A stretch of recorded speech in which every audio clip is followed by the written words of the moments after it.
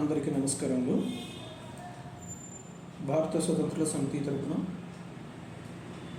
ముందుగా ఆంధ్ర రాష్ట్ర ప్రజలకి, ఆ తర్వాత భారతదేశ ప్రజలందరికీ నా శుభాకాంక్షలు.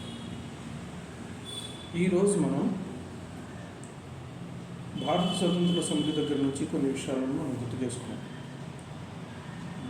రాష్ట్ర దేశ ఎలక్షన్స్లో జరిగేటటువంటి విషయాలన్నింటినీ మనం గుర్తు చేసుకుంటే, కేటాయింపబడినటువంటి సీట్లు, మంత్రి పదవులు, వీటన్నింటిని అబ్జర్వ్ చేస్తే రాష్ట్రాలను ఎందుకు విభజిస్తున్నారు, దేశం మీద వీళ్ళ ఆలోచనలు ఎలా ఉంటాయనేది విషయాన్ని కూలంకషంగా అర్థం చేసుకున్నాం. ఫర్ ఎగ్జాంపుల్, ఆంధ్ర రాష్ట్రంలో మనం చూసుకున్న ఆంధ్రప్రదేశ్ రాష్ట్రాన్ని గమనించినట్లయితే మొత్తం మీద 55 మంత్రిత్వ శాఖలను ఇవ్వడం జరిగింది. అంటే సుమారుగా 60 శాఖలు. ఒక రాష్ట్రానికి 60 శాఖలు కంటే తగ్గితే అది రాష్ట్రంగానే పరిగణించబడదు. 60 శాఖలు లేనటువంటి రాష్ట్రంగానే ఉండదు. ఏ విధంగా పరిపాలన చేస్తారు?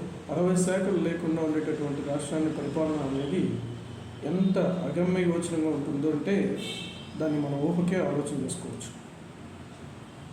మినిమం 60 శాఖలు ఉంటేనే దాన్ని రాష్ట్రంగా పరిగణించవచ్చు.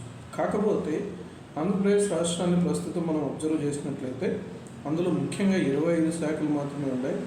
దానిలో ఆ 25 శాఖలలో మిగతా 30 శాఖలని ఆ 25 మందికే కేటాయించడం జరిగింది. మిగతా వారందరూ కూడా ప్రజాప్రతినిధులే కదా, ప్రజల చేత ఎన్నుకోబడిన వారే కదా. వాళ్ళకు కూడా మంత్రిత్వ శాఖను ఇచ్చి ఒక్కొక్క శాఖకు 5 మందిని కేటాయించి, అసోసియేట్స్ గాను అసిస్టెంట్స్ గాను కేటాయించి ప్రతి ప్రజాప్రతినిధి పాలనలో భాగం పంచుకునేటట్లుగా ఉండాలి తప్ప కొంతమంది పాలనలో భాగం పంచుకొని మిగతా వాళ్ళు నిర్ధారణగా ఉండడం అనేది ఎలా ఉంటుంది? సో అట్లాగే మనం ఇక్కడ గమనించినట్లయితే భారతదేశ విషయానికి వచ్చినట్లయితే మొత్తం మీద 55 శాఖలు మాత్రమే కేటాయించింది. ఇందులో 30 ప్రధాన శాఖలు ఉంటే 16 సహాయక శాఖలు ఉంటాయి. మిగతాటి 36 + 19గా 55 శాఖలుగా మాత్రమే ఇవ్వడం జరిగింది. సో అంటే మొత్తం మీద ఇక్కడ కూడా మినిమం దేశానికంటే 80 to 100 వరకు శాఖలను కేటాయించడం జరిగింది. మన దేశం లాంటి దేశానికైతే, మన భారతదేశం లాంటి దేశానికైతే ఈ శాఖలను 80 నుంచి 100 మధ్య ఉండేటట్లుగా చూసుకోవాలి. మినిమం 90 నుంచి 100 మధ్య ఉండేటట్లుగా చూసుకోవాలి. ఒక ఉదాహరణగా మనం చూసుకున్నట్లయితే అంతర్రాష్ట్ర పరిష్కార శాఖ, అంతర్రాష్ట్ర జల వివాదాల పరిష్కార శాఖ, అంతర్రాష్ట్ర భూ వివాదాల పరిష్కార శాఖ, అంతర్రాష్ట్ర న్యాయ సమీక్ష శాఖ, అంతర్రాష్ట్ర పరిపాలనా విభాగం శాఖ, ఇట్లా ప్రతి విషయాలను ఒక శాఖగా కేటాయించి, శాఖలను పెంపొందించి ప్రతి ఒక్క శాఖకు ఒక్కొక్క మంత్రిని కేటాయించి మినిమం 90 నుంచి 100 శాఖలను కేటాయించడం జరగాలి. శాఖలను విభజించాలి. అంటే పరిపాలనను విభజించి చేయాలనే తప్ప రాష్ట్రాలను విభజించి పరిపాలన చేయడం ఏంది? చిన్న చిన్న రాష్ట్రాలు అయితే అభివృద్ధి చెందుతాయని మాట చెప్పడం ఏంది? సో ఇట్లా మనం గమనించుకున్నట్లయితే అందుకే మనం భారత స్వతంత్ర సమితి ఆధ్వర్యంలో భారతదేశ ఉనికికి ఔన్నత్యాన్ని కాపాడేటట్లుగా మనం కొన్ని విధానాలను అయితే తీసుకొస్తున్నాం. ఇక్కడ మనం గమనించినట్లయితే కొన్ని కమిటీలను మనం ఏర్పాటు చేయడం జరుగుతుంది. భారత స్వతంత్ర సమితి ఆధ్వర్యంలో కొన్ని కమిటీలు మనం ఏర్పాటు చేస్తున్నాం. అవి గ్రామ స్థాయి కమిటీలు, మండల కమిటీలు, జిల్లా స్థాయి కమిటీలు, రాష్ట్ర స్థాయి కమిటీలు, అట్ ద సేమ్ టైం నియోజకవర్గ స్థాయి కమిటీలు, జాతీయ స్థాయి కమిటీలు. వీటిలో నియోజకవర్గ స్థాయి కమిటీల్లో నుంచి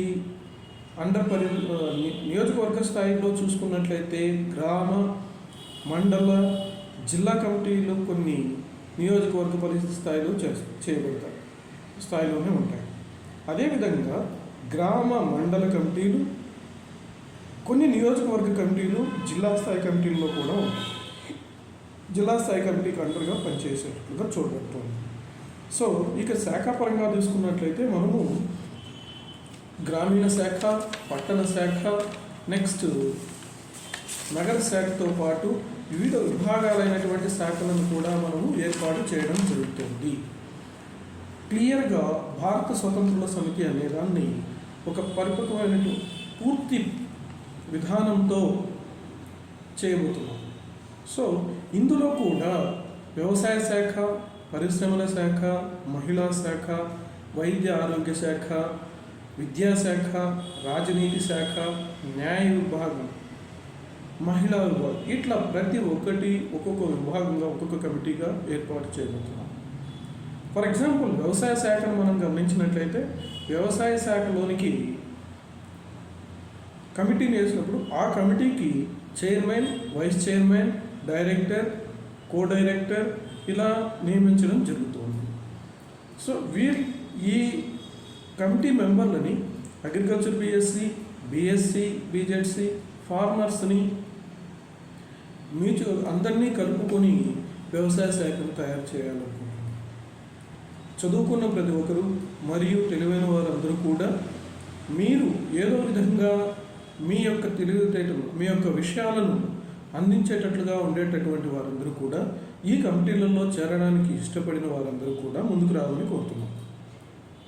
నెక్స్ట్ అట్లాగే పరిశ్రమల శాఖ. ఈ పరిశ్రమల శాఖను మనం గమనించినట్లయితే ఇందులో వ్యవసాయ శాఖకు అనుబంధమైనటువంటి పరిశ్రమలు కూడా కొన్ని ఉన్నాయి.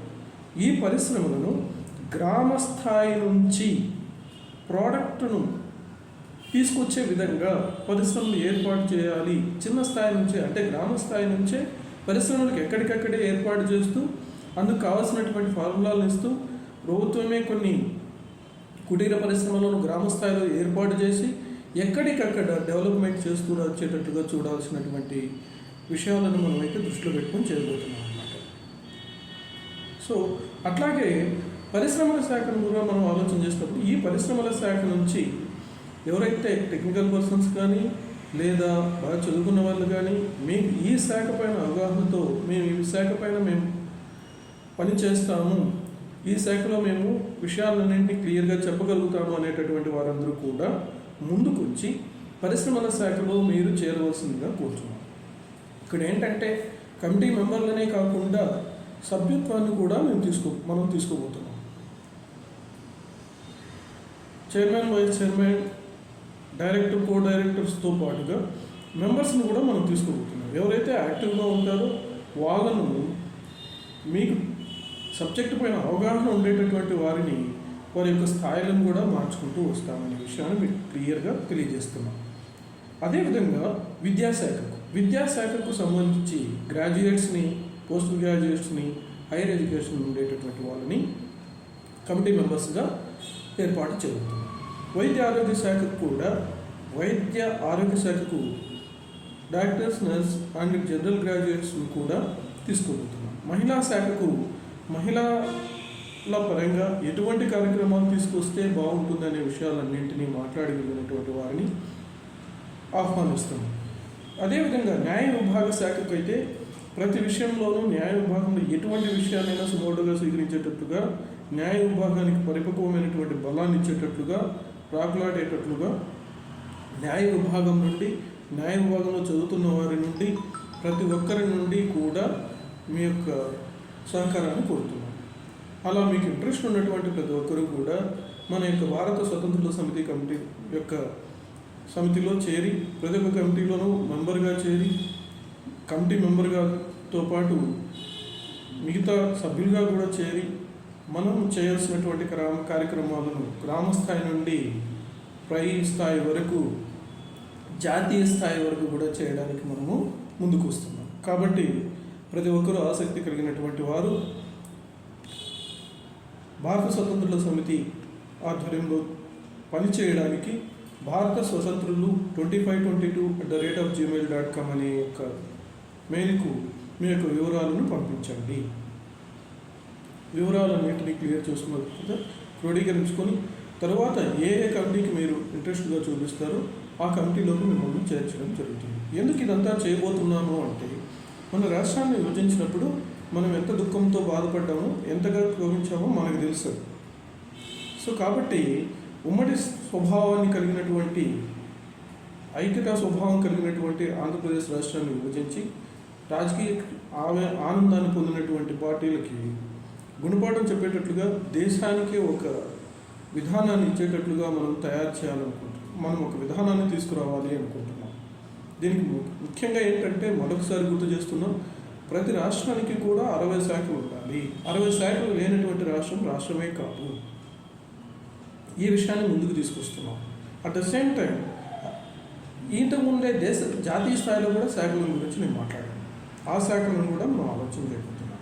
అందుకే క్రింది స్థాయి నుండి, గ్రామ స్థాయి నుండి జాతీయ స్థాయి వరకు ప్రతి విషయంలోనూ క్లియర్గా, క్షుణ్ణంగా పరిశీలన చేసి ముందుకు తీసుకొచ్చి దానిపైన మనం పోరాడేటట్లుగా చేయబోతున్నాం.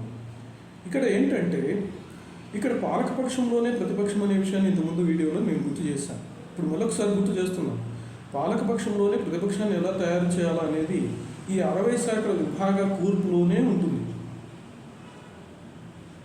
యాక్చువల్గా ఒక శాఖలో 5 మంది మనకు ఉన్నట్లయితే ఆ శాఖను మిగతా శాఖలన్నీ అందరూ ప్రశ్నించే విధంగా తయారు చేసినట్లయితే, ఏ శాఖనైనా ప్రశ్నించేటట్లుగా తయారైనట్లయితే అక్కడ మనకు ప్రశ్నకు బలం చేకూరి ప్రతి ప్రదేశము అభివృద్ధి చెంది, ప్రతి చోట అభివృద్ధి చెంది, విభజన అనే సమస్య అనేదే రాకుండా దేశ ఉనికి ఔన్నత్యములకు ఎటువంటి ఇబ్బందిగా కలగకుండా సస్యశ్యామలమైనటువంటి దేశాన్ని మనం చూడగలుగుతాము. అభివృద్ధి చెందిన దేశాన్ని, అభివృద్ధి చెందిన రాష్ట్రాలను మనం చూడగలుగుతాం. సో అందుకే మనం భారత స్వతంత్ర సమితి అనే ఒక సమితిని, అసోసియేషన్ మనం తీసుకొస్తున్నాం. సో ఈ సమితిలో ప్రతి ఒక్కరు చేరి మీ యొక్క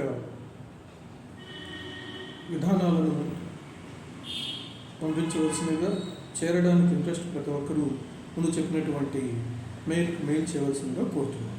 భారత స్వతంత్రులు 2522@gmail.com.